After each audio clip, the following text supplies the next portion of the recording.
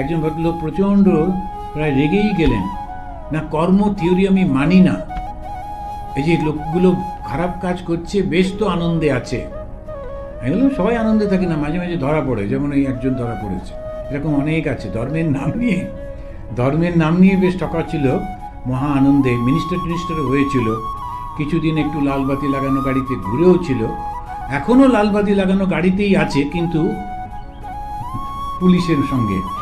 এখন এই যেগুলো হয় চোখের সামনে দেখছি যে এইগুলো হচ্ছে, কর্ম তার ফল। খারাপ কর্ম করেছো, খারাপ ফল হচ্ছে। ভালো কর্ম করলে তো ভালো ফল হবেই।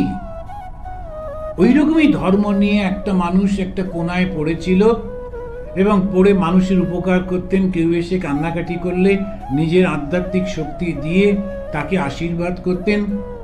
তাকে তখন সে মারা গেছে কবে, সেইখানেতে তার মূর্তি করে এখনো লোকেরা যাচ্ছে, কই তার নামে তো কোনো নিন্দা হয়নি, তাকে তো পুলিশ অ্যারেস্ট করেনি। তার মানে ফিজিক্যালি কর্ম করলে ধরা পড়ে বা পড়ে না, তার ফল আবার অন্যরকম।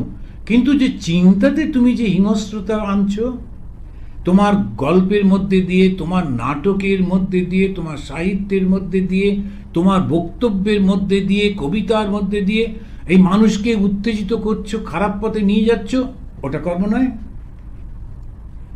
এমনি মনে মনে যদি খারাপ চিন্তা করে যাই, ওটা খারাপ কর্ম নয়। আর তার কোনো ফল হবে না? হবেই হবে। সেই জন্যই দনি পলো ঠিক নজর রাখছেন ওপর থেকে। ওই জন্যে আপনি দেখবেন আমাদের একেবারে ভারতবর্ষের মাঝখানেই প্রায় বসিয়ে রেখে দিয়েছে জগন্নাথ।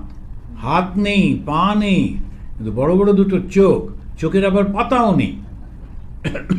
যে একবার পাতাটা ফেললো আর টুক করে একটা খারাপ কাজ করে নিলাম, ওটা হবে না। উইদাউট সেই আইলিড তো জগন্নাথ কনস্ট্যান্টলি লক্ষ্য করে যাচ্ছেন। বিচার তো হবেই।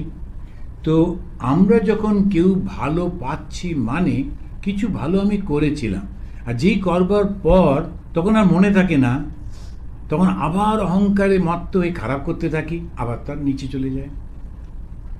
এইটাই হচ্ছে ফল।